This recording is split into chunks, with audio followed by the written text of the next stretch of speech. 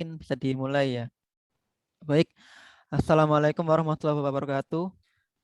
Warahmatullahi wabarakatuh. Asyhadu an la ilaha illallah, asyhadu anna Muhammadar Rasulullah, Allahumma shalli ala Muhammad wa ala ali Muhammad.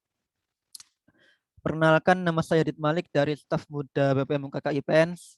Sebelum kita memasuki acara, mari kita panjatkan puji syukur atas kehadirat Allah Subhanahu wa taala, Tuhan yang Maha Esa, yang telah melimpahkan rahmat dan hidayahnya sehingga kita semua bisa berkumpul kembali pada pembahasan materi kedua mentoring. Tak lupa salawat serta salam kita haturkan kepada junjungan Nabi kita, Nabi besar Muhammad SAW, yang kelak syafaatnya kita tunggu-tunggu di yaumul akhir nanti. Amin. Oke, baik, acara pada pagi hari ini rundownnya yang pertama pembukaan, kedua ada tilawah, dan ketiga yaitu acara inti, yaitu sharing-sharing dan pembahasan materi mentoring. Baik, memasuki acara yang selanjutnya yaitu tilawatil Quran yang akan dibacakan oleh Saudara Zulfi Aditya dari staf muda BPM. Kepada Mas Zulfi, waktu dan media dipersilahkan.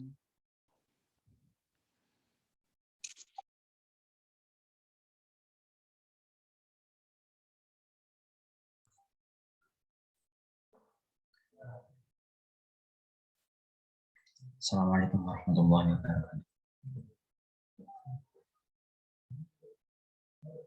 A'udzu billahi minasyaitonir rajim. Bismillahirrahmanirrahim. Tabarakalladzi biyadihil mulku wa huwa ala kulli syai'in qadir.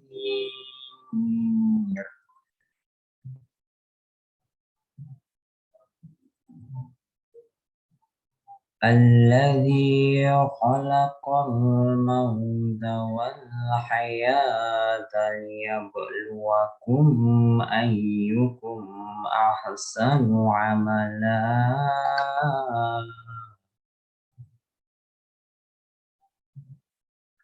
Wa huwal azizul ghafur.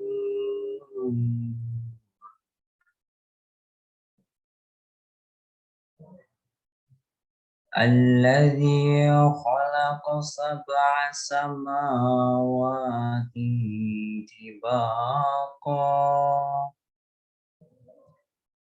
ma tara fi khalqir rahmani min tafawut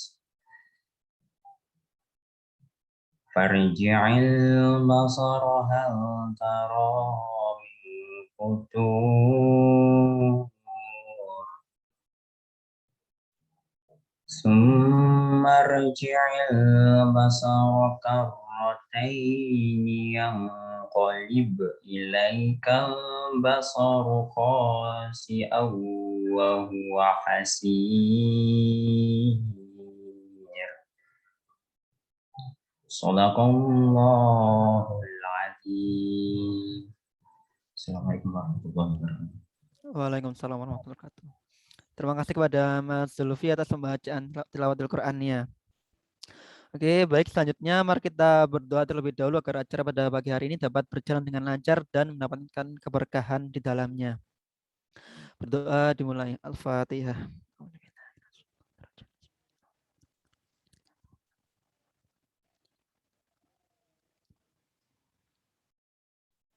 Amin. Berdoa dicukupkan.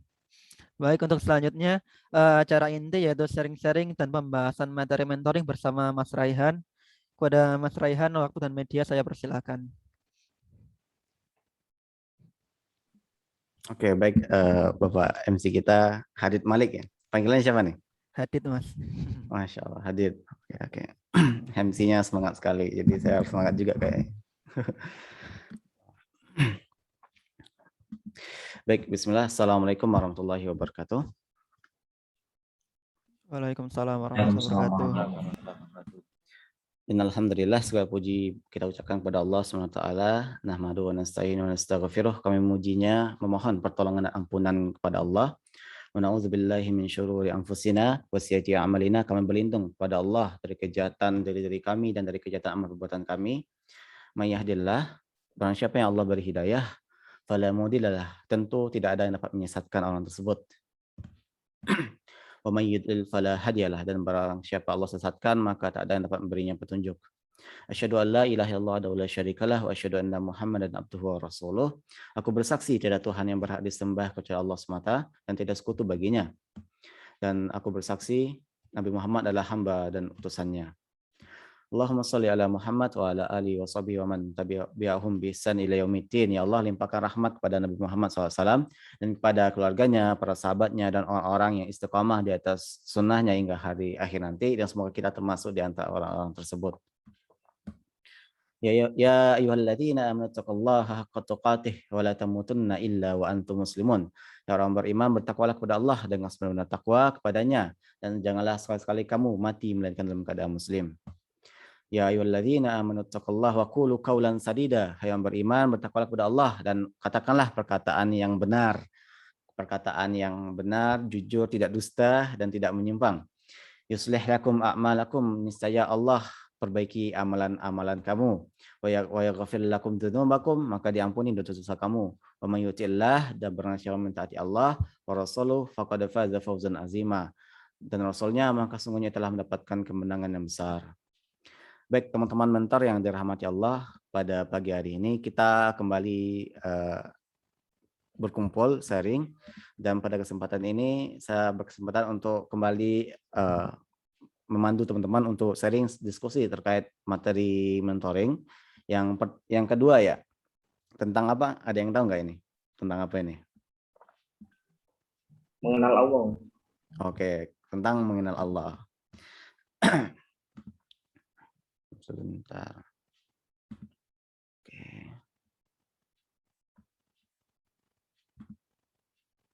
Oke. Ini udah muncul share screen-nya. Ini yang mana muncul? Bentar. Tadi juga Mas. Oke, sebentar.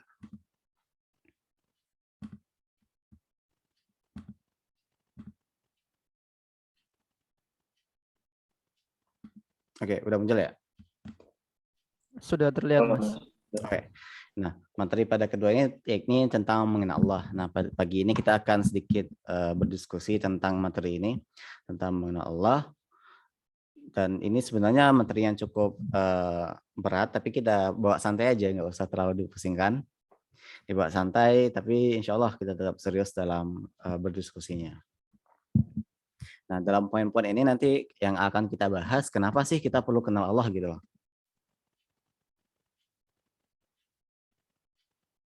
Kenapa kita perlu kenal Allah?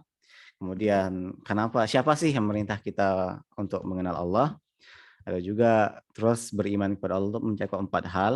Dan terakhir yang ini buah atau manfaat setelah kita beriman kepada Allah. Langsung saja. Teman-teman, ini udah ada yang baca nggak ini tentang materinya? Udah ada yang baca dulu mungkin sebelum ini untuk persiapan gitu diskusinya.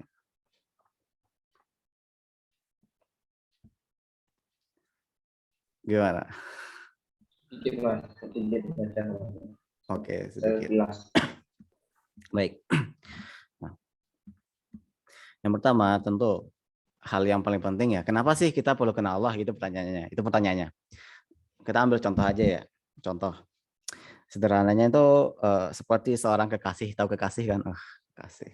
Siapa tahu udah ada punya kekasih di sini. Seperti seorang kekasih, dia itu ngaku cinta kan sama kekasihnya gitu. Dia ngaku cinta sama istrinya, sama suaminya, ya gitu. Walaupun kita belum nikah, tapi bayangkan aja seorang suami istri saling mencintai, tapi dia cuma ngucapin saya cinta istri saya cinta suami saya, tapi dia nggak kenal siapa istrinya, nggak kenal siapa suaminya, gimana cara membuat suaminya itu senang, bagaimana cara membuat istrinya itu bahagia gitu. Itu berarti ya cuma ucapan doang. Kalau kata anak sekarang itu ya munafik lo gitu. Bahasa anak sekarang kan gitu. Seperti itu. Nah itu kita yang ngaku cinta kepada Allah tentulah wajib mengenal Allah gitu loh. Jawaban sederhananya ya karena kita sebagai seorang muslim maka tentulah kita wajib mengenal Allah karena Tuhan kita adalah Allah. Nah itu kenapa kita perlu mengenal Allah gitu loh. Terus pertanyaan selanjutnya, siapa sih yang memerintahkan kita kenal Allah? Ya jelasnya Allah sendiri yang memerintahkan kita untuk mengenal Allah itu. Soalnya Allah berfirman dalam surat Al-Baqarah ayat 285. Teman-teman saya yakin ini hafal ayatnya, sudah sangat sering dibaca sama imam dalam sholat atau ya sering dengan kajian dan sebagainya. Allah Ta'ala berfirman, auzubillahi minasyaitonir rajim, amana rasulu bima unzila ilaihi min rabbih wal mu'minun kullun amana billah. Apa kata Allah? Rasul Nabi Muhammad itu beriman, dia itu beriman kepada yang diturunkan kepadanya, yaitu Al-Quran. Dan juga orang-orang beriman, apa itu orang beriman? Yang semuanya itu beriman kepada Allah. Jadi orang beriman itu Allah sifati beriman kepada Allah. Nah teman-teman jangan aku beriman nih, yang aku beriman saya beriman gitu, tapi nggak beriman kepada Allah berarti dusta doang gitu, nggak ada buktinya. Yang Allah katakan orang beriman itu pasti beriman kepada Allah gitu loh. Jadi kita yang aku beriman, ya beriman kepada Allah. Itu yang pertama. Yang kedua dalam surah An-Nisa 136 Allah berfirman, auzubillahi ya ayyuhalladzina amanu billah. Orang beriman tetaplah beriman kepada Allah. Nah, di sini unik. Teman-teman yang aku beriman tadi sudah beriman kepada Allah, ya tetap beriman gitu loh. Tetap beriman sampai mati gitu. Jangan nanti di tengah jalan, oh, ntar aja lah saya nggak beriman dulu kepada Allah, jangan kayak gitu. Tetap beriman kepada Allah, tetap ibadah kepada Allah, tetap meminta kepada Allah gitu.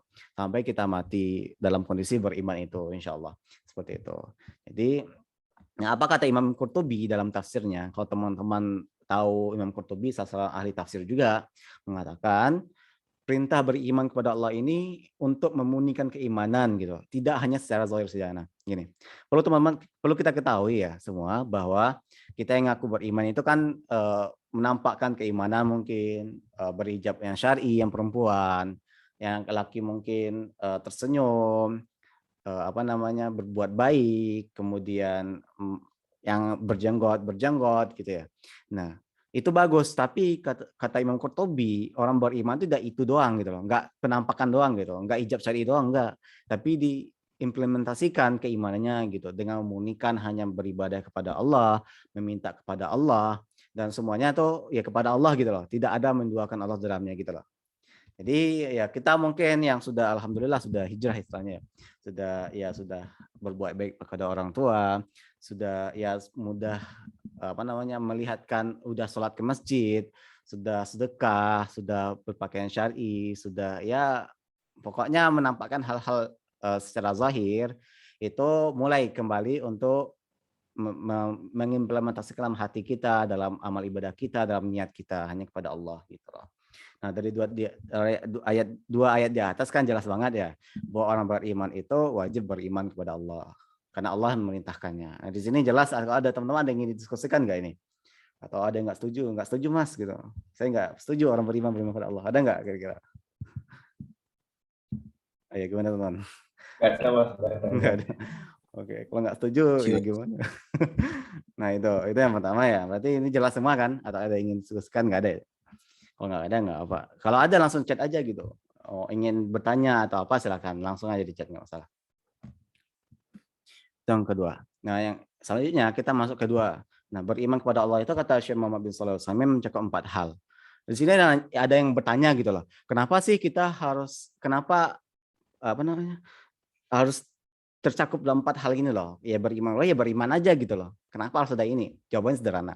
Karena ketika Allah SWT mengutus Nabi Adam alaihissalam, Allah itu kan mengajarkan tauhid ya, mentauhidkan Allah, cara beriman kepada Allah dengan benar. Nah, itu sudah menyeluruh, sudah benar gitu. Tapi kan tahun terus berlalu sampai 10 generasi itu mulai muncul kesyirikan gitu, Yaitu kalau nggak salah mereka itu dibangunlah suatu patung, minggu kemarin kita bahas ya. Jadi di zaman itu ada orang soleh. Ketika orang soleh ini meninggal, maka dibangunlah sama anak cucu. Kalau itu di generasi Nabi Nuh masalah. Ketika orang soleh meninggal, maka dibangunlah suatu patung untuk mengingat orang soleh tersebut. Cuma untuk mengingat doang. Nah anak-anaknya itu ketika orang-orang pembangun ini meninggal, anak-anaknya itu mengira ini dibangun dulu untuk meminta kepadanya. Akhirnya muncul kesyirikan. Nah makanya para ulama itu untuk mudah mendakwahkan mereka, menjelaskan orang tersebut, maka dijelaskan 4 hal ini, 4 unsur tadi. Soalnya orang tersebut dikatakan, kalian tuh berimanlah kepada Allah. Ya, kami beriman. Kami yakin Allah ciptakan kami. Kami yakin Allah yang beri rezeki kami gitu loh. Tapi masalahnya mereka menyembahnya kepada patung gitu. Nah, itu ya kan repot gitu. Mereka ngaku beriman, tapi ibadahnya enggak kepada Allah saja gitu. Nah, di situ makanya dijelaskanlah para ulama kenapa mencakup 4 unsur ini. Ketika 4 unsur telah terpenuhi, maka orang tersebut bisa disebut dengan beriman kepada Allah dengan benar. Nah, hal ini juga Allah jelaskan dalam firman-Nya surat Yusuf surat 6. Auzubillahi wa ma yu'minu aktsaruhum billah illa wa hum musyrikun. Dan sebagian dari mereka tidak beriman kepada Allah, melainkan dalam keadaan mempersekutukan Allah. Nah, apa kata Allah di sini? Sebagian mereka itu tidak beriman karena mereka itu sebagainya ya dalam keadaan mempersekutukan Allah tadi gitu. Mereka ngaku beriman kepada Allah, ya yakin Allah ciptakan mereka, tapi mereka sekutukan dalam ibadah gitu loh. Mereka sembah patung, kan gitu permasalahan kaum musyrik jahiliyah dulu. Teman-teman kalau sering dengar sejarah Nabi kan, orang-orang kafir Quraisy itu percaya mereka ciptakan Allah gitu. Makanya kan anak-anak mereka diberi nama Abdullah, hamba Allah kan gitu. Nah, ayah Nabi Abdullah kan namanya ya, hamba Allah gitu. Kenapa dikasih nama hamba Allah ya? Karena mereka ya tahu gitu loh. Ya Allah menciptakan, tapi masalahnya apa? Masalahnya itu mereka itu ya membuat perantara dalam minta kepada Allah, dibuatlah patung, berhala seperti itu. Nah, kata Allah, mereka tuh nggak beriman gara-gara itu gitu loh. Walaupun mereka ngaku beriman gitu. Nah, ini Allah menjelaskan ada orang yang mentauhidkan Allah di satu sisi dan mensyirikkan Allah di sisi yang lain. Ibnu Abbas mengatakan, apabila mereka ditanya siapa pencipta langit, bumi, dan gunung, mereka jawab Allah. Padahal mereka masih dalam keadaan mempersekutukannya dengan yang lain gitu. Hal yang sama telah dikatakan oleh Imam Mujahid, Imam Atta, seorang tabi'in, ulama tabi'in, Ikrimah ini sahabat Nabi, Sya'bi, Qatadah dan lainnya. Nah, di sini kata Ibnu Abbas, orang itu ditanya siapa pencipta ini? Allah. Mereka yakin gitu. Tapi mereka tetap melakukan kesyirikan di lain, itu menyembah selain Allah. Nah, di sini teman-teman jelas ya kenapa terbentuk adanya 4 unsur ini, jelaskan oleh para ulama gitu. Di sini jelas atau ada yang ingin didiskusikan?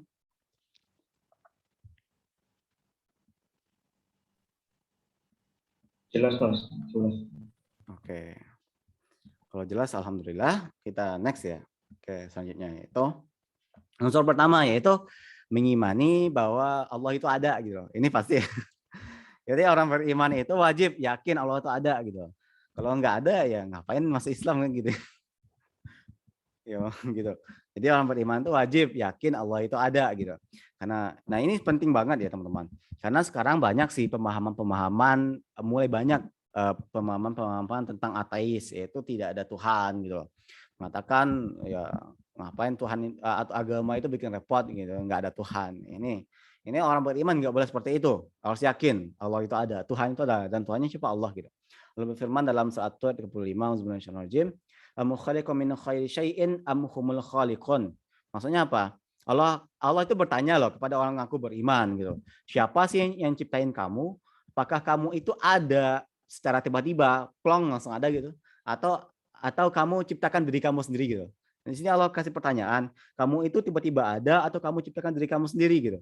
Kan itu kan jawabannya sederhana, ya nggak mungkin gitu. Tiba-tiba kita ada gitu tanpa ada pencipta. Dan tiba-tiba atau kita ciptakan diri kita sendiri kan nggak mungkin. Nah, pasti ada pencipta. Nah, jadi di sini Imam Ibnu Katsir menjelaskan ini membuktikan bahwa Allah itu Tuhan seluruh alam gitu. Karena Allah yang menciptakan kita semua. Itu buktinya. Itu teman-teman yang masih ya semoga nggak ada yang ragu sih bahwa Allah itu ada. Nah, ini buktinya karena ada langit, ada bumi, ada kita semua gitu loh.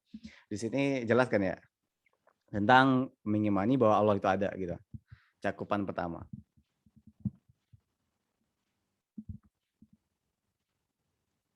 Nggak ada yang diskusikan?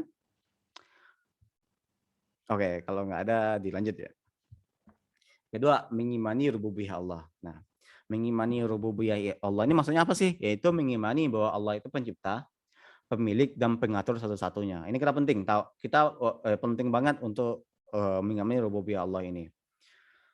Allah Ta'ala firman dalam surat Az-Zumar 62, Allahu khaliqu kulli syai'in wa huwa ala kulli syai'in wakil. Allah menciptakan segala sesuatu dan dia memelihara segala sesuatu. Kata Imam Ibnu Katsir, Allah memberitahukan bahwa dialah yang menciptakan dan dia menguasai, memiliki dan mengaturnya. Jadi rububiyah Allah itu pertama kita yakini Allah itu pencipta. Yang pertama. Yang kedua, Allah itu pemilik. Allah berfirman dalam surah Al-Maidah 17, Auzubillahi walillahi mulkus samawati wal ard wa ma bainahuma yakhluqu ma yasha'u wallahu ala kulli syai'in qadir. Kepunyaan Allah lah kerajaan langit dan bumi dan apa yang di antara keduanya dia menciptakan, yang apa yang dia kehendaki, dan Allah Maha kuasa atas segala sesuatu. Kemudian Allah menjelaskan bahwa Allah itu pengatur dalam surah Al-Ankabut 60. Yang artinya ada berapa banyak binatang tidak dapat membawa rezekinya sendiri. Jadi ada banyak binatang loh, binatang itu banyak, mereka tuh nggak bisa menghadirkan rezekinya sendiri. Maka Allah lah yang beri mereka itu rezeki gitu. Sama dengan kamu, dengan kita tuh nggak bisa datangin rezeki kita sendiri, kecuali Allah yang beri gitu. Nah di sini ini penting banget kita meyakini bahwa Allah Maha Pencipta kita, kemudian Allah pemilik kita dan pengatur satu-satunya. Kenapa ini penting? Pertama, ketika kita yakini ini semua, maka kita itu akan bahagia gitu. Kita nggak akan khawatir tentang rezeki kita nggak akan khawatir tentang tentang takdir kita, karena kita yakin Allah yang menciptakan kita, Allah memberi rezeki kita, Allah yang ngatur kita gitu. Itu. Yang kedua, hal ini nanti berkaitan dengan unsur ketiga, yaitu kepada mengimani uluhiyah Allah, yaitu kita ibadah hanya kepada Allah. Karena kalau kita saja tidak yakin Allah pemilik kita, pengatur kita, pencipta kita, maka kita tentulah tidak akan beribadah kepada Allah gitu. Dan yang ketiga, banyaknya orang-orang sekarang itu ya sibuk dengan dunia. Oke. Zaman sekarang itu orang sibuk pada dunia ya, kerja gitu, kuliah, sampai lupa kita itu niatnya kuliah ingin kerja niatnya ingin dapat rezeki, sampai kita lupa yang ngasih rezeki itu Allah gitu. Kita sibuk ngejar dunia sampai kita lupa padahal yang ngasih rezeki itu Allah gitu. Nah, kan aneh. Nah, makanya kita di sini wajib mengimani rububiyah Allah supaya itu tadi. Nah, di sini jelas atau ada yang ingin didiskusikan dari teman-teman tentang mengimani rububiyah Allah ini? Jelas, Mas. Oke, next. Yang ketiga yaitu mengimani uluhiyah Allah. Nah, uluhiyah Allah ini intinya kita itu hanya beribadah kepada Allah semata gitu loh. Allah Ta'ala berfirman dalam surah Al-Baqarah 163, A'udzubillahi minasyaitonirrajim, wa ilahukum ilahu wahid, la ilaha illa huwar rahmanir rahim. Dan Tuhan kalian adalah Tuhan yang Maha Esa, tidak ada Tuhan melainkan Dia yang Maha Pemurah lagi Maha Penyayang. Nah, di ayat ini Allah jelaskan bahwa Allah itu Maha Esa, tidak ada sekutu baginya, jadi yang sama dengannya, Dia adalah Allah Maha Esa, bergantung kepadanya segala sesuatu, dan Tuhan yang wajib disembah hanya Allah semata, dan Dia itu Tuhan Maha Pemurah lagi Maha Penyayang. Nah, intinya itu gini, uluhiyah itu intinya kita beribadah hanya kepada Allah gitu, nggak boleh beribadah kepada selain Allah. Nah, tapi masalahnya hal-hal penyimpangan itu banyak terjadi di sini. Ibadah kepada selain Allah gitu. Kita ada orang itu ngaku beriman, ngaku muslim tapi mintanya kepada jin gitu. Minta tolong ke jin, datang ke dukun, minta tolong ke jin gitu. Saya ingin kaya gitu loh. Minta tolong ke jin. Itu kan salah gitu. Enggak boleh. Orang beriman enggak boleh seperti itu. Kemudian dia itu berdoa. Kan kalau pelajaran IPS kalau nggak salah waktu kita SD ada kepercayaan kepada roh-roh nenek moyang gitu. Berdoa minta kepada roh nenek moyang, roh nenek moyang gitu. Nggak boleh, orang beriman nggak boleh kayak gitu karena ibadahnya kepada Allah gitu. Menyembelih nggak boleh hanya kepada Allah gitu. Jadi kita nggak boleh menyembelih pada selain Allah gitu. Makanya dalam surat kalau teman-teman hari raya haji itu kan sangat terkenal ya, yaitu apa? Kita disuruh untuk menyembelih kepada Allah, nah gitu. Ya banyak hal sih dalam hal ibadah ini ya intinya pada Allah semata gitu. Nggak boleh kita pada selain Allah. Nah di sini jelas nggak teman-teman tentang mengimani uluhiyah Allah ini? Jelas, Mas. Oke, jelas. Nah, yang keempat, mengimani dan menetapkan nama-nama dan sifat-sifat Allah. Yaitu kita mengimani nama-nama dan sifat-sifat Allah yang telah Allah tetapkan bagi dirinya dalam kitabnya atau sunnah Rasulullah SAW atau sabda Rasul dalam hadis tanpa tahrif menyimpangkan, taktil penolakan, takyif membagaimanakan dan tamtsil menyamakan. Karena Allah Ta'ala berfirman dalam surah Al-A'raf ayat 90, auzubillahi minasyaitonir rajim. Walillahil asmaul husna fad'uuhu biha wa darul ladzina yulhiduna fi asma'ih sayujzauna ma kanu ya'malun. Allah mempunyai asmaul husna, maka memohonlah kepadanya dengan menyebut asmaul husna itu, dan tinggalkanlah orang-orang menyimpang dari kebenaran dalam nama-namanya. Nanti mereka akan mendapat balasan terhadap apa yang telah mereka kerjakan. Juga Allah firman Asy-Syura 11, laisa kamitslihi syai'un wa huwas samiul basir. Tidak ada sesuatu pun yang serupa dengan dia, dialah yang maha mendengar lagi maha melihat. Jadi intinya gini teman-teman. Allah katakan dalam Asmaul Husna kan Ar-Rahman, Ar-Rahim, Allah pengasih, pokoknya udah kita yakini aja gitu. Allah pengasih, Allah penyayang gitu. Seperti apa nggak usah dibayangin. Oh, berarti Allah tuh kalau kita kan gini, manusia sayang pada kucing, dielus-elus gitu. Kita nggak boleh bayangin ke itu. Kita yakini aja Allah penyayang, udah Allah penyayang gitu. Karena kita nggak boleh membayangkan, membagaimanakan. Karena apa? Karena Allah katakan Allah itu tidak serupa dengan apapun gitu loh. Allah itu ya Allah gitu loh. Nah, gini jelas ya. Allah Maha pemberi rezeki, ya udah kita yakini Allah memberi rezeki gitu. Allah kita rezeki. Allah ya Maha Kuasa, ya Allah Maha Kuasa gitu.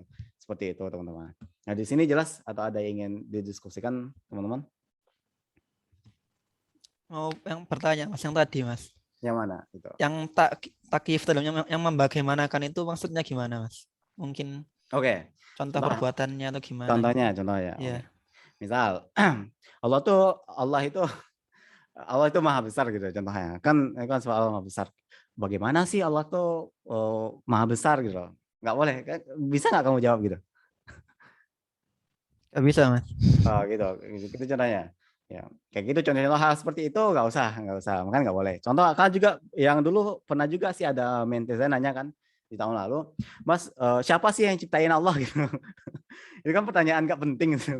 Hal itu nggak usah dilakukan sebenarnya. Hal-hal nggak penting itu nggak usah, membuang tenaga aja gitu. Kayak gitu contohnya. Nah di sini teman-teman ada lagi mungkin didiskusikan terkait ini. Atau jelas?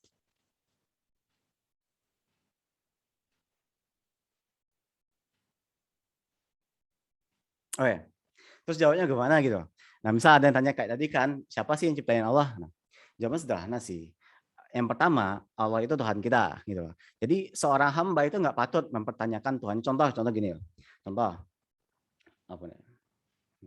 Contoh orang tua ke anak gitu, orang tua itu bilang, nak kamu nanti malam jangan begadang ya gitu. Kadang-kala kan kalau seorang anak nanya kok gitu mah gitu. Kadang kan orang tua kesinggung gitu loh.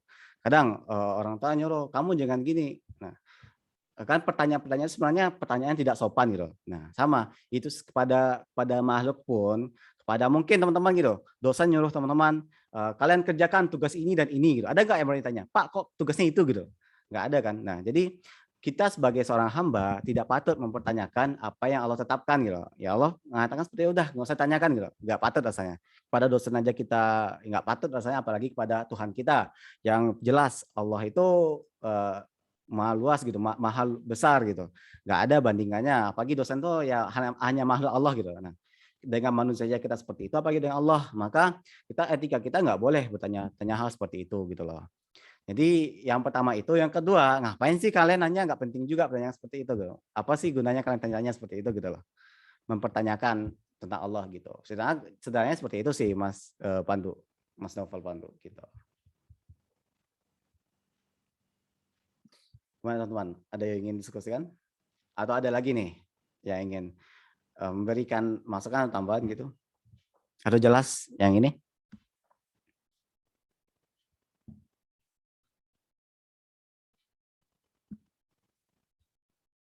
Oke, sebenarnya teman-teman paham semua insya Allah ya. Oke, next ya.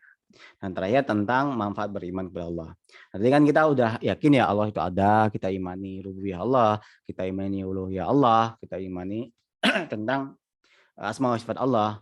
Maka apa sih manfaatnya? Yang pertama itu kita itu mewujudkan ketauhidan kepada Allah, yaitu kita tauhidkan Allah dan kita hanya bergantung kepada Allah gitu. Jadi kita berharap hanya kepada Allah, kita berharap rezeki hanya kepada Allah gitu. Jadi kita ketika kita kesulitan, kita nggak usah terlalu cemas rezeki kita, karena ada Allah, kita minta kepada Allah gitu loh. Kita tidak takut, jadi kita nggak perlu takut sama setan. Sekarang masih ada yang takut setan kan lucu ya sekarang gitu. Tiba-tiba mati lampu kan, takut setan gitu, nggak boleh. Nggak usah takut, karena setan itu ya makhluk juga kayak kita kan. Dalam surah An-Nas kan, minal jinnati wan nas, setan itu di golongan jin dan manusia, ya sama makhluk juga gitu loh setan itu. Jadi nggak usah takut, santuy.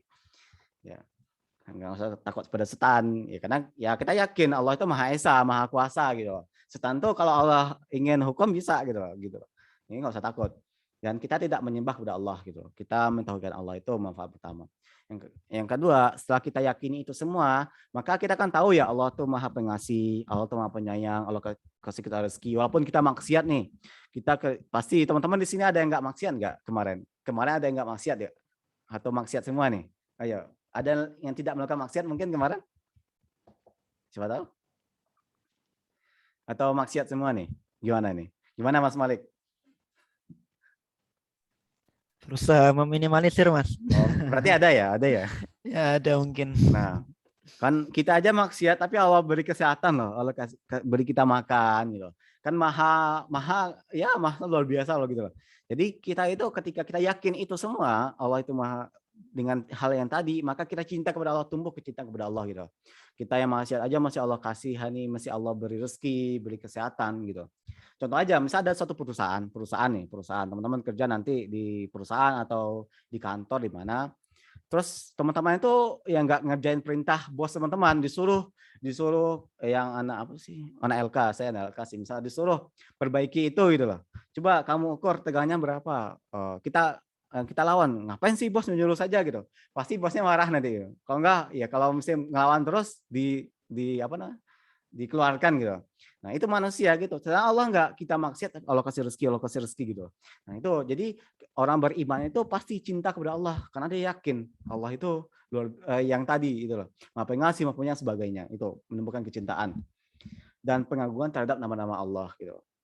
Yang ketiga, terwujudnya peribadahan kepada Allah dengan mengerjakan apa yang diperintahkan Allah dan menjauhi apa yang dilarang Allah. Nah tadi ketika teman-teman itu sudah beriman kepada Allah dengan benar, maka kita itu memaksimalkan.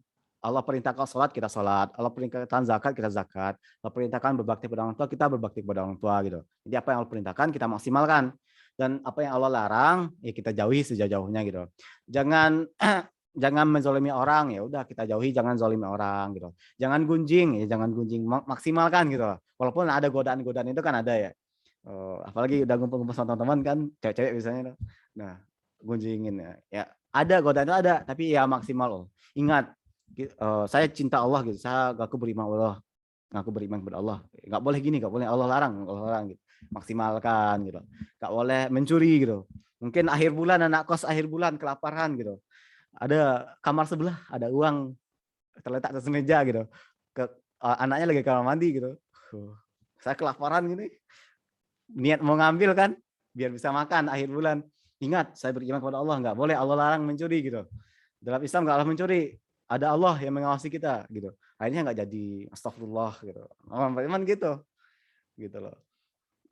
Misalnya ya tadi azan mau sholat, tapi kita lagi malas-malasan, lagi pengen rebahan, enak banget rebahan gitu. Ya ingat kita beriman ya, niatkan, tumbuh niat. Allah perintahkan kita sholat gitu, udah azan, akhirnya kita bergerak untuk sholat. Nah itu orang beriman seperti itu, memaksimalkan menjalankan perintah Allah dan memaksimalkan untuk menjauhi larangan Allah sejauh-jauhnya gitu loh. Contoh nyata itu kisah Bilal, tahu Bilal kan? Bilal. Ini sangat terkenal ya. Dari kita TK mungkin atau SD atau SMP SMA itu selalu sering kisahnya itu. Bilal itu kan dia hamba saya, seorang budak dulu. Budaknya kalau nggak salah tuannya itu Umayyah bin Khalaf nama tuannya ya. Nah, kemudian Bilal ini ketahuan masuk Islam gitu.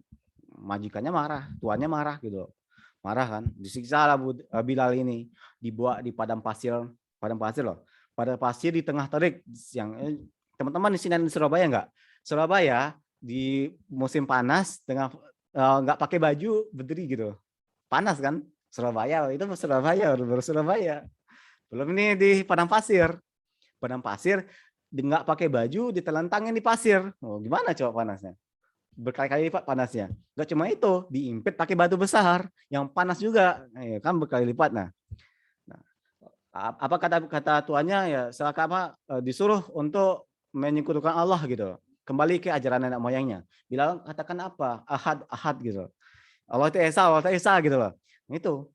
Karena Bilal itu udah beriman dengan benar, dia yakin Allah Maha Pengasih, Allah Maha Penyayang, Allah yang memberi dia rezeki, Allah yang memberikan dia apapun gitu. Dia yakin ketika iman itu benar, Bilal itu mentauhidkan Allah, enggak runtuh keimanannya gitu loh. Ya mungkin itu susah untuk kita sampai derajat Bilal itu susah gitu. Sederhana aja deh. Kadang kala itu tadi, misalnya akhir bulan kelaparan, akhirnya nyuri gitu. Kan nggak tahu, siapa tahu ada kayak gitu. Alhamdulillah. Nah itu. Kalau nggak, misalnya kita lagi ngedown, masalah banyak gitu.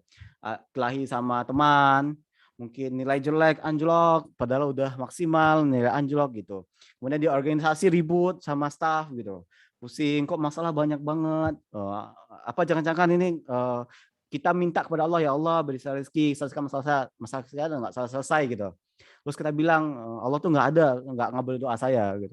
Karena kan gitu ada yang kayak gitu. Nah itu baru kita gitu. Nah kita memang nggak susah seperti Bilal, tapi berusaha, orang beriman tuh berusaha gitu loh.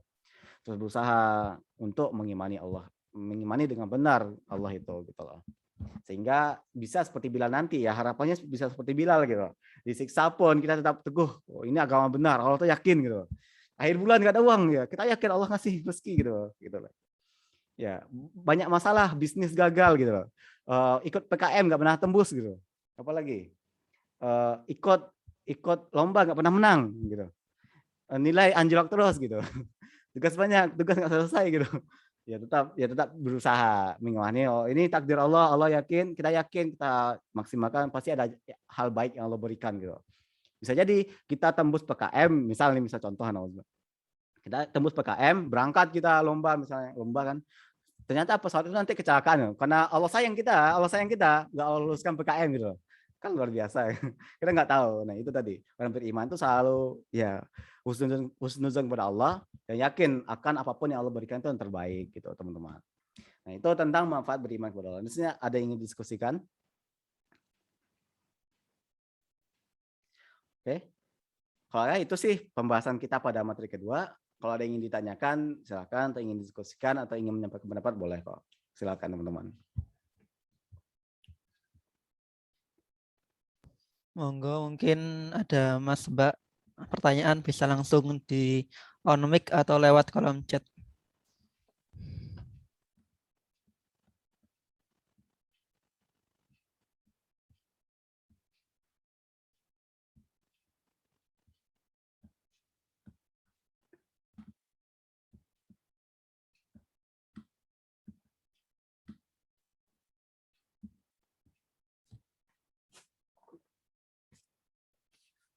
Oke, sambil nunggu nih mungkin Bapak MC ini bisa nunjuk beberapa teman untuk menyimpulkan diskusi kita yang disampaikan tadi gitu loh. Barangkali gitu. Ayo. Iya, Mas.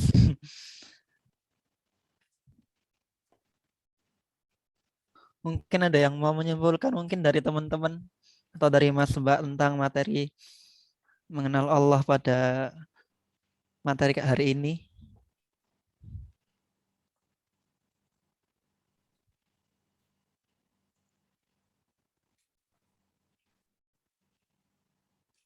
Ayo, gimana teman-teman? Ini masih di sini semua kan?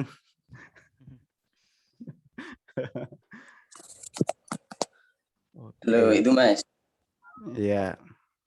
Saya izin menyampaikan bukan kesimpulan Mas, cuma ilmu yang saya dapat Mas dari ini Mas. Nah, yang tadi Mas, yang disebutkan Mas Raihan tadi Mas. Kadang yang kita rencanakan itu bukan yang terbaik gitu di mata Allah Subhanahu wa taala. Dari saya sih yang saya ambil itu Mas. Seperti contohnya ya banyak sih kayak tadi gitu. Kita sudah beranak gini.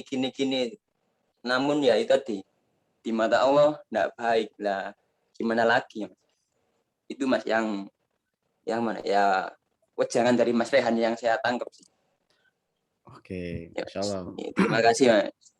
Ya, yang benar tadi disampaikan Mas Koles tadi. Kadang-kadang kan kita merencanakan ya, kita bikin detail pengen ini pengen itu gitu. Besok pengen ini gitu. Tapi nggak terwujud gitu. Ada aja kendala, ada aja. Siapa tahu itu cara Allah untuk memberikan yang terbaik bagi kita kan. Kisah yang populer kalau nggak salah, sering saya dengar, nggak tahu setahun pernah dengar nggak. Ada suatu ketika itu, saya nggak tahu nih kisahnya nyata atau enggak, tapi sering dikisahkan, disebutkan gitu kisahnya.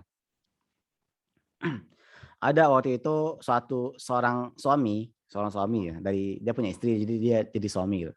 Seorang suami itu meeting pengen ke Jakarta gitu, jam 5 minta bangunin ke istrinya gitu, istriku, oh asik. Karena belum punya istri, sama sih belum punya juga. Nah, istriku bangunin ya, nanti saya ada meeting harus berangkat pagi pakai pesawat gitu, pakai pesawat. Kalau telat bahaya, telat nggak bisa berangkat kan. Nah, kata Allah mereka itu kesiangan bangunnya kesiangan gitu. Nah, ketika bangun kesiangan ya kesal gitu. Ya, kenapa sih bangun kesiangan gitu? Akhirnya nggak berangkat meeting gitu. Kan sedih ya. Oh, nah, mungkin nanti kliennya kecewa macam. Ternyata karena ya udah terlambat ya apalagi gitu. Akhirnya berapa jam kemudian mereka nonton berita. Ternyata di berita itu diinfokan penerbangan yang sama dengan si suami tadi itu ternyata mengalami kecelakaan, meninggal semua orangnya. Ternyata takdirnya itu tidak berangkat, gagal tadi kesiangan itu cara Allah untuk menyelamatkan dia dari musibah tadi gitu loh. Jadi orang beriman itu ketika hal seperti itu mungkin introspeksi diri, mungkin astagfirullah kok saya kesiangan, mungkin saya ada maksiat gitu. Mungkin ada rencana lain bagi Allah gitu. Jangan suzon gitu loh. Kisah juga ada kisah nyata dibawa oleh para ulama dalam salah satu di antara kitab mereka tentang ada seorang penjual roti, penjual tahu kan tahu. Teman-teman yang suka makan tahu mungkin tahu. Akhir bulan anak kos ke warteg makan tahu tempe gitu. Iya, Mas. Makan tahu. Nah, jadi diceritain kalau nggak salah diceritain oleh Ustadz Abdul Zain kalau nggak salah. Nah, beliau ceritakan tahu ini ada seorang penjual tahu, dia itu bikin tahu sendiri kan, dibikin tahu. Nah, dia tuh setiap pagi harus berangkat subuh-subuh sebelum subuh lagi berangkat ke pasar gitu. Berangkat ke pasar bawa nenteng tahu. Karena rumahnya di kampung, harus lewatin sawah, lewat pematangan sawah gitu, bawa tahu. Terus ngejarin angkot, tahu angkot kan mobil angkot-angkot di desa ya. Kalau desa apa namanya? Angkutan desa gitu. Pokoknya gitu lah mobil angkot, angkutan desa intinya itu. Nah, angkot gitu untuk ke kota.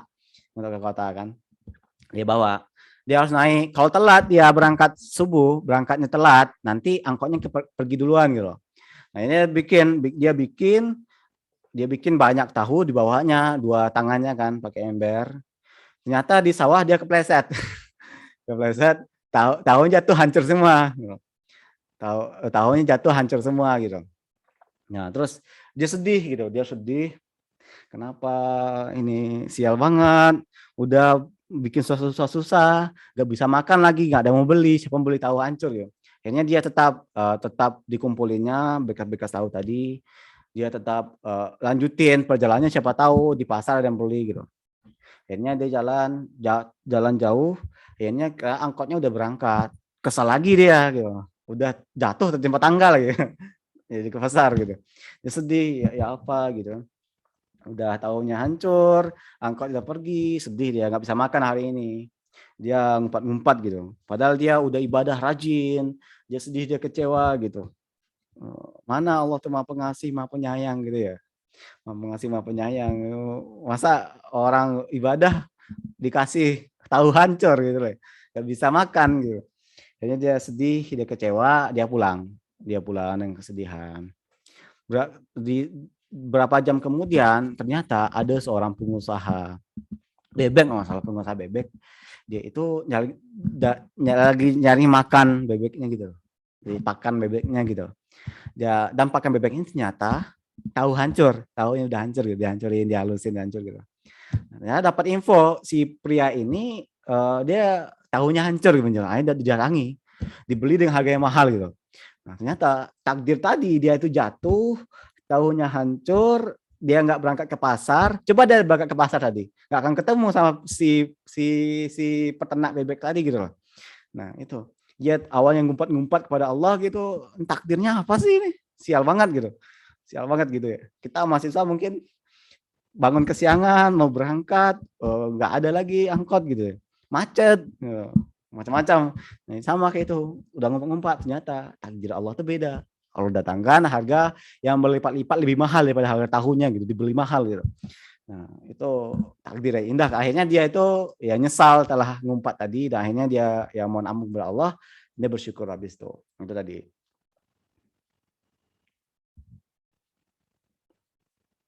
Oke. Nah, ini ada pertanyaan nih menarik dari Feli.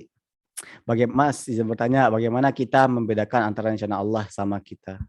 Bagaimana kita membedakan antara rencana Allah sama rencana kita yang salah jalan atau kurang dalam berusaha gitu ya? Oke. Nah, teman-teman menarik, teman-teman ada yang bisa bantu jawab? Mungkin teman-teman ada yang mungkin pengalaman kan, punya banyak rencana. Gimana teman-teman? Ada yang ingin bantu jawab nggak ini? Ingin?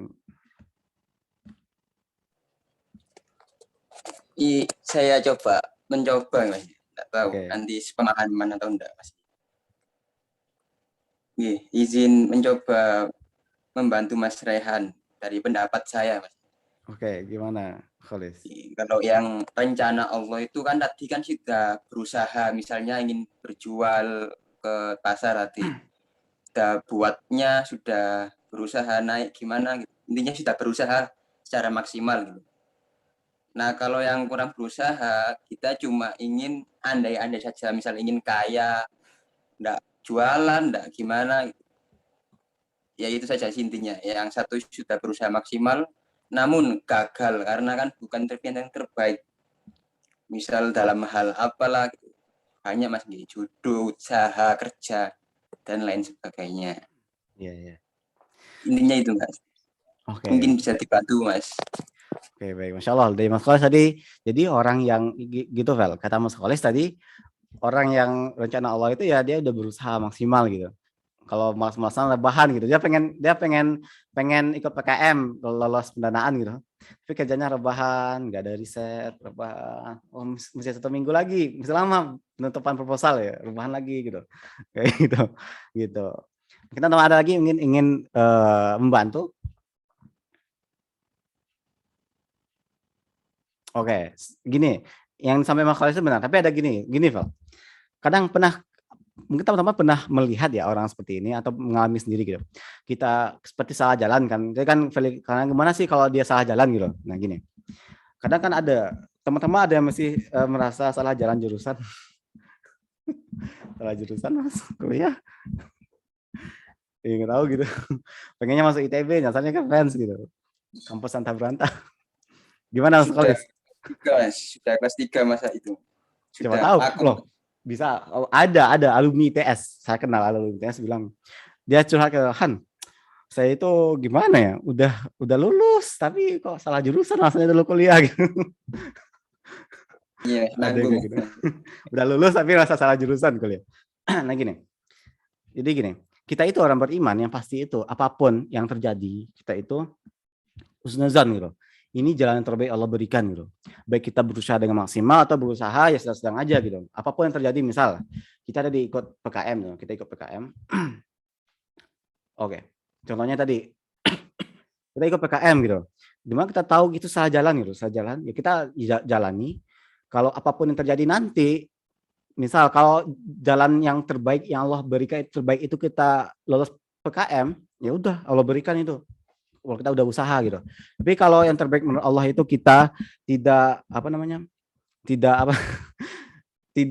tidak baik bagi kita lulus PKM, takut nanti kita lulus kita jadi sombong gitu. Jadi orang angkuh. Maka Allah hindari kita nggak lulus walaupun kita udah maksimal, udah riset, udah ini itu. Tapi hanya nggak lolos pendanaan gitu loh. Banyak juga kan contoh-contoh. Teman-teman tahu Jack Ma nggak? Saya sering bawa kisah ini. Jack Ma atau Jack Ma? Kita sedikit menyinggung orang-orang sukses di dunia, Mas.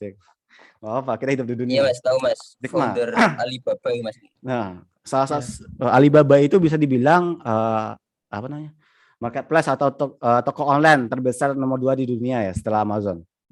Dan dia itu termasuk orang terkaya di Cina, nomor 2 terkaya di Cina nggak salah. Pernah menjadi orang paling kaya di Cina.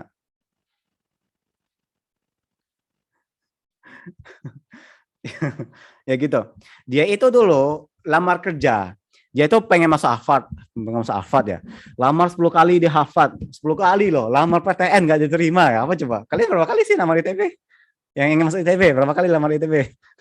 sekali doang nggak lulus, pindah ke PTN. Dia nggak 10 kali ngelamar di Harvard nggak diterima. Ya udah, dia nggak berusaha. Dan itu akhirnya 10 kali akhirnya dia ngelamar juga di perusahaan di kampus ya swasta lah istilahnya. Ya bahasa Inggris, akhirnya bahasa Inggris. Dia ngelamar kerja, jadi ngelamar di 30 pekerjaan ditolak semua. Ya apa coba? Gitu. Dia ngelamar jadi pegawai KFC. Pegawai KFC doang ditolak, dari 12 orang ngelamar, 11 diterima, dia doang ketolak. Coba anggap Allah takdirkan dia jadi pegawai KFC lulus. Mungkin nggak ada Alibaba sekarang? Mungkin nggak? Nggak mungkin kan? Walaupun dia takdirnya dia pengen dapat kerja, susah dapat kerja, pengen ya KFC aja lah gitu, bisa hidup lah intinya gitu. Kan gitu kita sekarang. Kita bisa hidup lah minimal gitu. Udah lama KFC. Kalau takdirnya dia lulus KFC, lulus diterima di KFC, nggak ada Alibaba, dia nggak akan kaya seperti sekarang gitu. Nah, ya dia kan bukan orang beriman, dia itu orang kafir. Dia mungkin tidak punya konsep ini, tapi kita orang beriman yakin, oh ini takdir Allah yang terbaik untuk kita gitu loh. Gitu loh. Dia juga ngelamar jadi dari polisi. Aneka lulus di polisi, dari 10 pelamar 9 keterima, dia doang gak keterima. Ya apa coba sakit hati ya. Ngelamar kerja ini dia doang gak keterima, orang lain keterima gitu. Ya apa coba. Karena ya takdir yang Tuhan yang Allah berikan ke dia itu ya jadi pengusaha sukses gitu loh jalannya gitu. Kita orang beriman punya konsepan, yakin akan hal itu. Mereka nggak beriman ya udah itu urusan mereka. Kita beriman, kita ngelamar di ITB nggak lulus ya mungkin takdir Allah di PENS. Dengan di PENS ini kita jadi orang besar nanti, sampai ITB ngundang kita misal kayak gitu ya, ngundang ngisi acara gitu, kita nggak tahu. Andaikan kita di ITB dulu mungkin kita gagal, kita nggak tahu. Nah itu. Jadi ya apapun yang terjadi kita tetap ya optimis. Ya, kita yakin ini jalan Allah terbaik. Maupun kita kecewa tadi, kita sakit hati. Seperti tukang tahu tadi, tukang tahu kecewa, sakit hati gitu loh, sedih. Semalaman bikin tahu, ingat berangkat senang-senang hati, kepleset, tahu hancur, ketinggalan angkot, gimana sakitnya itu, teman-teman gitu ya. Bikin laporan mati-matian, seharian bikin laporan praktikum, ternyata telat ke kampus gara-gara kesiangan, telat nggak boleh masuk, nggak bisa ngumpulin. Iya, begadang seharian ngajar laporan nggak diterima laporannya, nggak boleh masuk kuliah, ya apa aja. Akhirnya teman-teman NSP kayak itu, gimana sedihnya. Mungkin ada takdir Allah di sana gitu, ada takdir Allah. Akhirnya teman-teman NSP, teman-teman tinggal setahun, contoh gitu. Nauzubillah, karena kita nggak berharap itu, tapi bisa jadi. Tapi kalau tinggal setahun, teman-teman bilang tahun depan misalnya di kuliah ini, ya udah husnuzan aja, jalan Allah. Bisa jadi gara-gara itu teman-teman dekat sama dosen, banyak relasi gitu. Kenal sama dosen dekat karena tinggal semakin dekat sama dosen gitu. Setelah lulus nanti walaupun telat, kata dosen saya ada kenalan gitu, perusahaan coba daftar gitu. Lulus jadi manajer langsung, wah keren gitu. Contoh. Nah gitu. Jadi ya terus husnuzan kepada Allah gitu. Jadi orang beriman itu selalu husnuzan kepada Allah apa yang terjadi gitu, Val. Jadi ya apapun kita usaha, jangan rebahan doang. Rebahan ya gimana coba rebahan.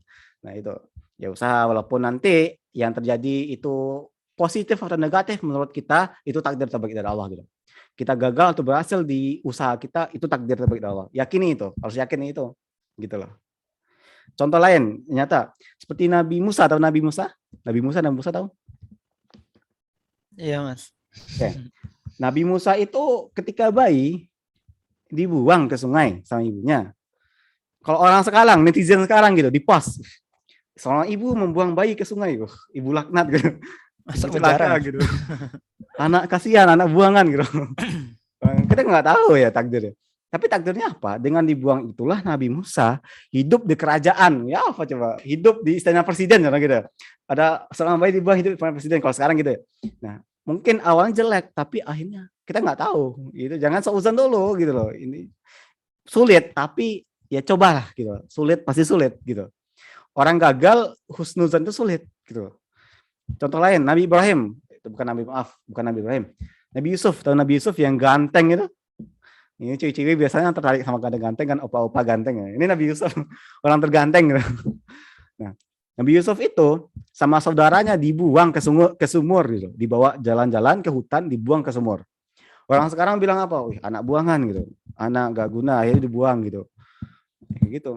Jelek nggak? Ada yang berpendapat seorang anak kecil dibuang ke sumur itu hal baik? Ada nggak teman-teman berani gitu? Lihat orang dibuang ke sumur itu hal baik, ada yang berani bilang gitu? Enggak, Mas. Enggak kan? Gitu. Kalau logika kita gitu. Tapi takdirnya apa? Nabi Yusuf itu dibuang ke sumur, ketemu sama seorang pengembala, dijual jadi budak, sampai akhirnya nanti akhir ceritanya dia jadi menteri, kalau sekarang tuh menteri perekonomian lah, yang ngatur masalah makan makanan di kerajaan Mesir. Ya apa coba? Andaikan itu hal jelek tadi itu orangnya suzon gitu, apa sih kita ibadah kok gini hasilnya gitu. Ya maka nggak ada cerita Nabi Yusuf itu jadi menteri gitu, menteri perdagangan kalau istilah sekarang gitu ya. Apa sih menteri perekonomian ya, kayak gitu contohnya. Gitu. Jadi tugas kita ya husnuzon sesulit apapun takdirnya gitu. Seperti mungkin daftar PKN Mas, PKM dari maba sampai sekarang kelas 3 nggak tembus-tembus gitu. Salahnya apa gitu. Sedih saya Mas. Gitu. Jangan usah sedih. Ya sedih boleh tapi jangan kelewatan. Jangan sampai suzon kepada Allah. Husnuzon mungkin takdir Allah gitu. Takdir Allah saya semakin belajar, saya semakin giat belajar, saya semakin banyak kenal sama orang-orang, saya banyak kenal sama orang-orang hebat gitu, saya belajar lagi kan. Coba temen waktu maba langsung lulus gitu, langsung pendanaan gitu. Mungkin kita sombong, maba ini udah bisa tembus pendanaan, sombong luar biasa, angkuh gitu ya. Nggak mungkin kita nggak akan kenal sama si fulan, si cutting ini, kita nggak belajar sama cutting ini gitu contohnya. Ya ambil husnuzonnya aja, ambil positif. Itu orang beriman yakin nih, ini kuncinya ini. Dia berharap kepada Allah, tidak takut, tidak menyembah kepada Allah, dia mengagungkan Allah, dia yakin apa yang Allah janjikan gitu loh. Itu Mas Mbak Feli. Gimana Mbak Feli? Ada feedback mungkin?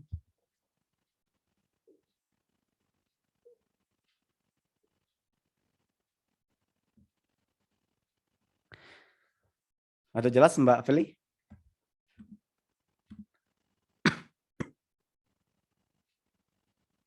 Oke. Nah, lagi mungkin teman-teman ingin didiskusikan atau ya ingin didiskusikan, yang menyampaikan sesuatu, mungkin menceritakan kisah hidupnya boleh juga. Kita masih ada waktu insya Allah. Ini Mas ada pertanyaan dari Mas Farhan di kolom chat ini. Apa itu, mana itu? Yang ini Mas dicontohkan itu kesyirikan di Indonesia. Atau mungkin saya baca. Boleh bantu bacain. Tadi dicontohkan pada zaman dulu orang-orang yakin kepada Allah, tapi melakukan kesyirikan dengan menyembah berhala. Nah, pertanyaan dari Masnya yaitu, kalau di Indonesia kesyirikan apa yang sering terjadi, yang bahkan hal itu dianggap suatu kewajaran di masyarakat, seolah-olah itu hal biasa, bukan suatu kesyirikan.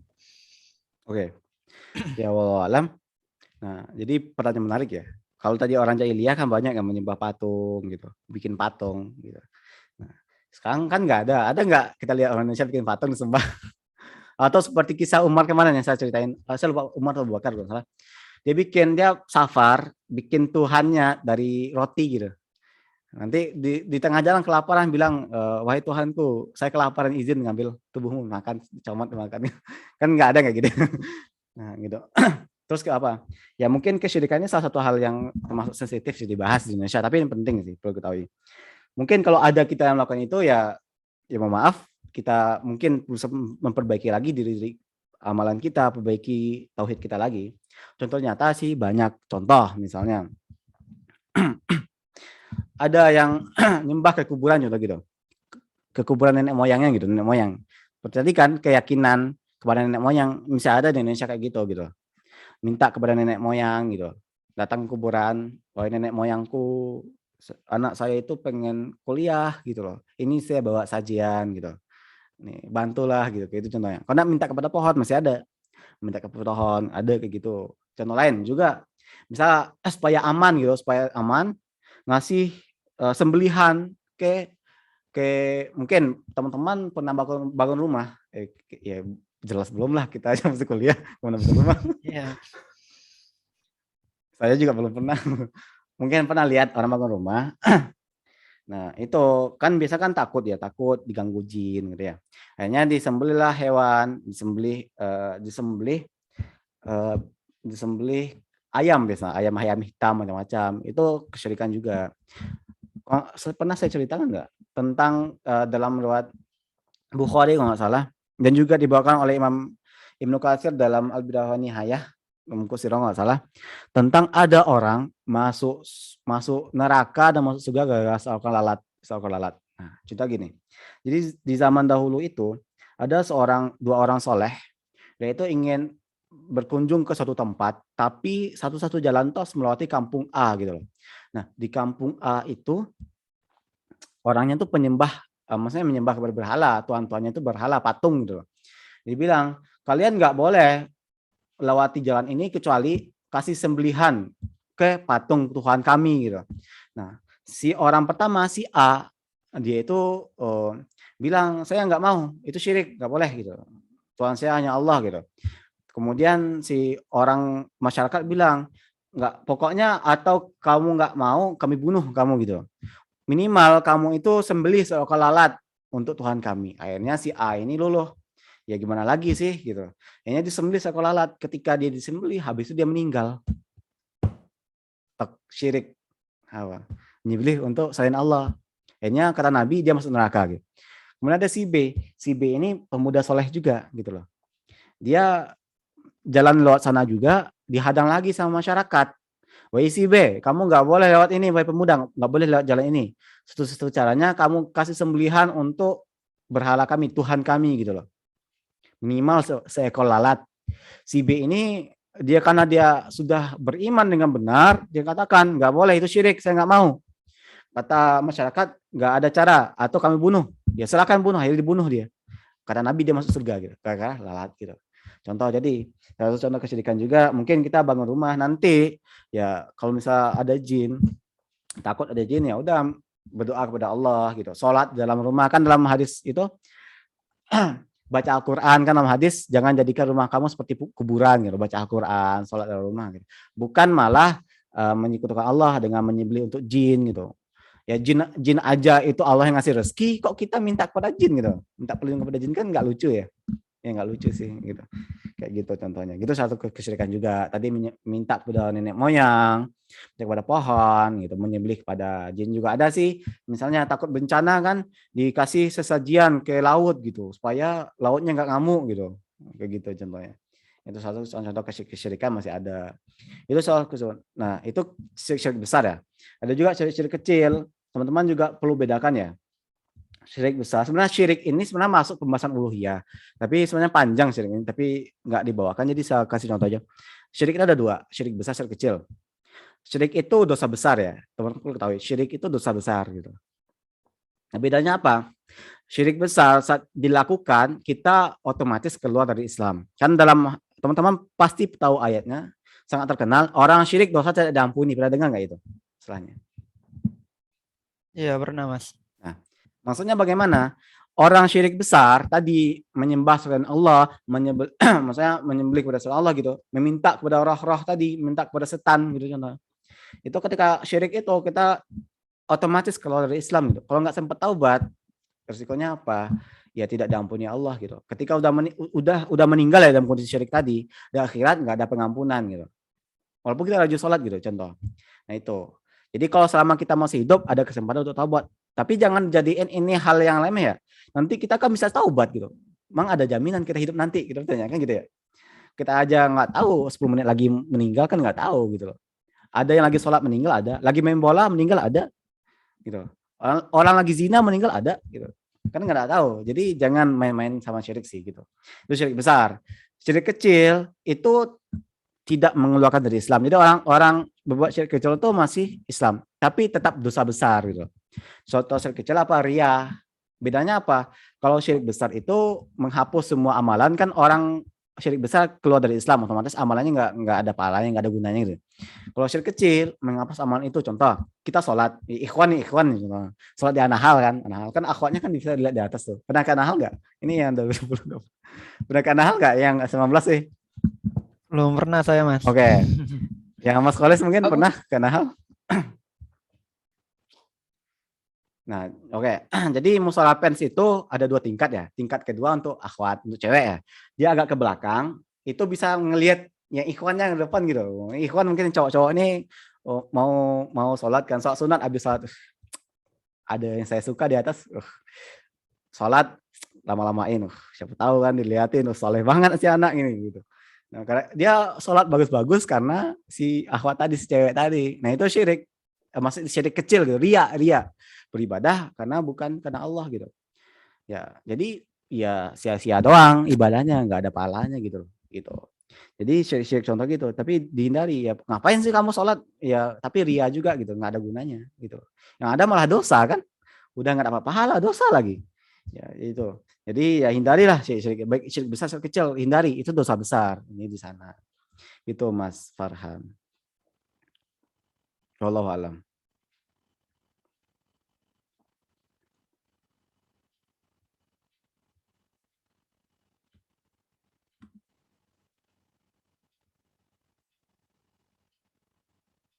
Ada lagi mungkin teman-teman ingin didiskusikan atau ingin menceritakan kisahnya, boleh. Kita sering-sering sambil bagi juga cerita, boleh.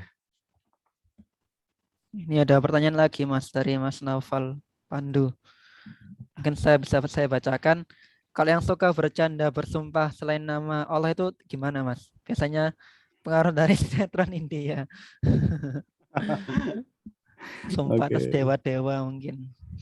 Ayo, teman-teman mungkin ada yang ingin bantu jawab nih. Menarik nih pertanyaannya.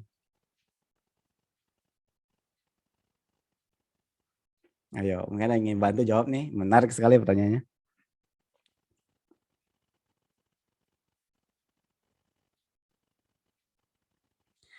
Ayo, mungkin.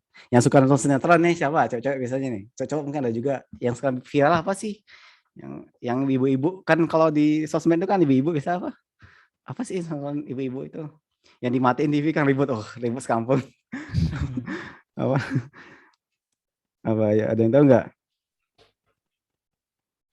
Tahu, Mas Malik tahu sinetronnya?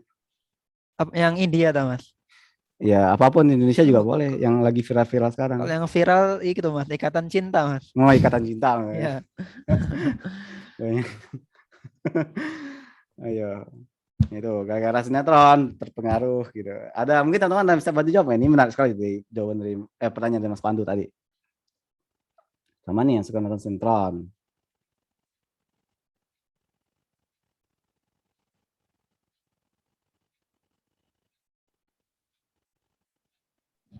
Mungkin saya mau berpendapat mungkin Mas ya. Oke, silakan Mas Mas Malik. Kalau ini kan bercanda Mas ya. Mungkin kan kalau kita bercanda kan juga ada batas-batasnya. Jadi mungkin kalau bercandanya melibatkan nama Allah atau Tuhan mungkin belum pantas untuk jadikan candaan mungkin kayak gitu Mas. Terus kan kalau juga sumpah kan juga istilahnya kayak sakral gitu Mas. Jadi bukan bisa kayak dimain-mainkan gitu mungkin. Oke, Masya Allah. Ya benar. Yang pertama ya sumpah itu jangan dimain-mainkan ya, Masya Allah. Ada lagi mungkin teman-teman yang bisa ingin memberikan pendapatnya, boleh.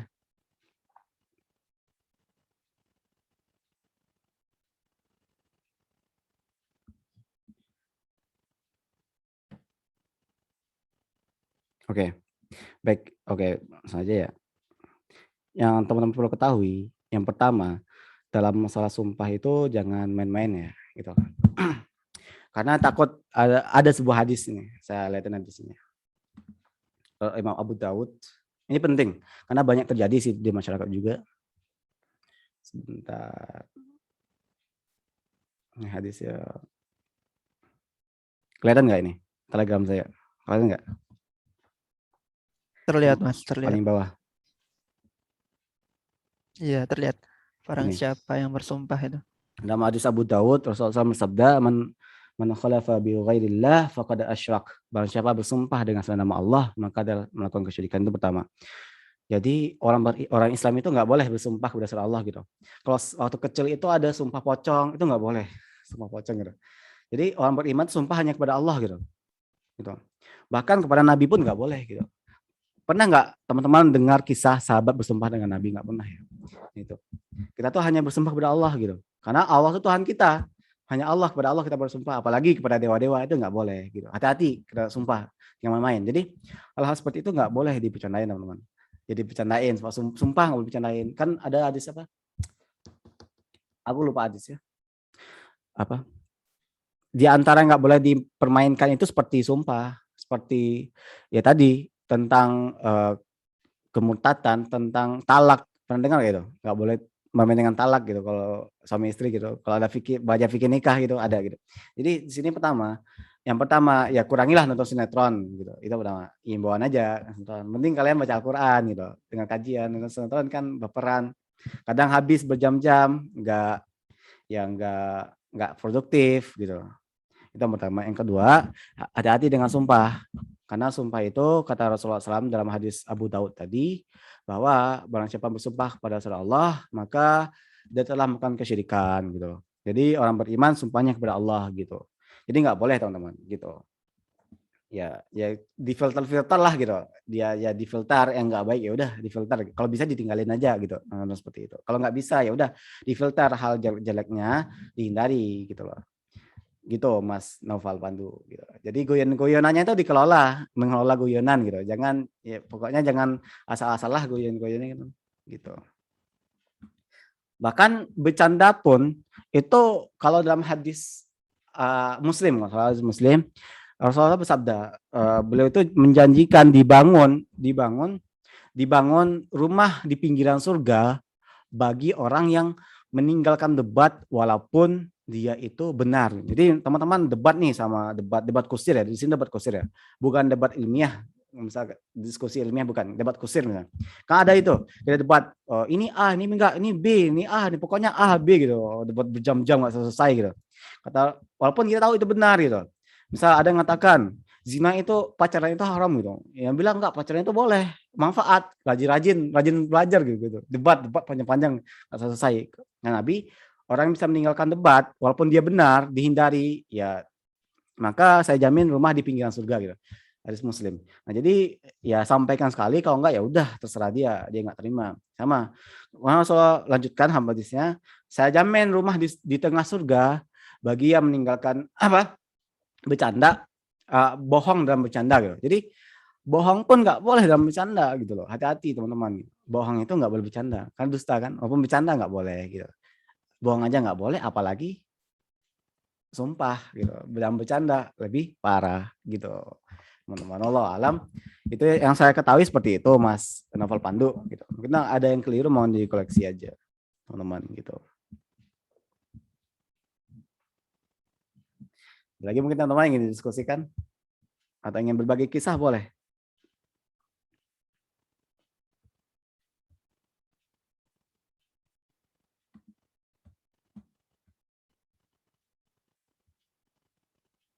Mungkin dari Mas Mbak masih ada yang bertanya, monggo bisa langsung on mic atau lewat kolom chat, monggo. Ya kadang mente itu maba itu unik-unik sih pertanyaan biasa gitu. Tadi contoh, Mas siapa sih ciptain Allah gitu kan, aneh-aneh aja pertanyaan sekarang. Itu teman-teman ya, kalau jadi teman-teman ada pertanyaan seperti itu, kalau teman-teman nggak tahu ya kalau misalnya pertanyaan seperti itu nggak tahu ya udah sampai aja, nanti Mas Mbak cariin, saya sampaikan. Saya biasa gitu, kadang ada pertanyaan nggak tahu, kadang gitu ya udah saya tanya ke Ustadz dulu gitu contohnya, nggak apa-apa gitu. Jadi, jangan asal jawab juga gitu. Tapi kalau bisa jawab, ya udah jawab gitu. Dijelasin dengan yang mudah dipahami sama adik-adiknya gitu. Nah kalau nggak ada, ya alhamdulillah berarti teman-teman sudah paham semua. Jadi insya Allah kita bisa menyampaikan ke mente-mente kita hal-hal positif ini. Semoga Allah mudahkan. Ya saya akhiri saja. Kalau sudah nggak ada, saya cukup membaca alhamdulillah. Yang benar itu datang dari Allah SWT, yang salah itu dari kekurangan dan kebutuhan saya pribadi. Mohon dimaafkan teman-teman semua. Saya kembalikan ke pembawa acara kita, Mas Malik. Assalamualaikum warahmatullahi wabarakatuh. Waalaikumsalam warahmatullahi wabarakatuh. Ya, baik, terima kasih kepada Mas Raihan atas materi yang telah diberikan. Baik, mungkin sudah selesai karena sudah tidak ada pertanyaan dan materi juga sudah dijelaskan. Mungkin bisa saya akhiri. Terakhir dari saya mewakili seluruh panitia, mengucapkan terima kasih kepada para Mas Mbak yang sudah hadir dalam acara pagi ini. Dan mohon maaf sebesar-besarnya jika dalam serangkaian melaksanakan acara ini terdapat salah kata dan perbuatan. Baik, marilah kita tutup acara ini dengan doa kafaratul majelis. Subhanakallahumma wa bihamdika asyhadu an la ilaha illa anta astaghfiruka wa atubu ilaik. Sekian dari saya, semoga ilmu yang didapatkan membawa keberkahan pada kita semua. Amin. Assalamualaikum warahmatullahi wabarakatuh. Waalaikumsalam warahmatullahi wabarakatuh. Warahmatullahi wabarakatuh. Terima kasih teman-teman, semangat. Ya, terima kasih Mas.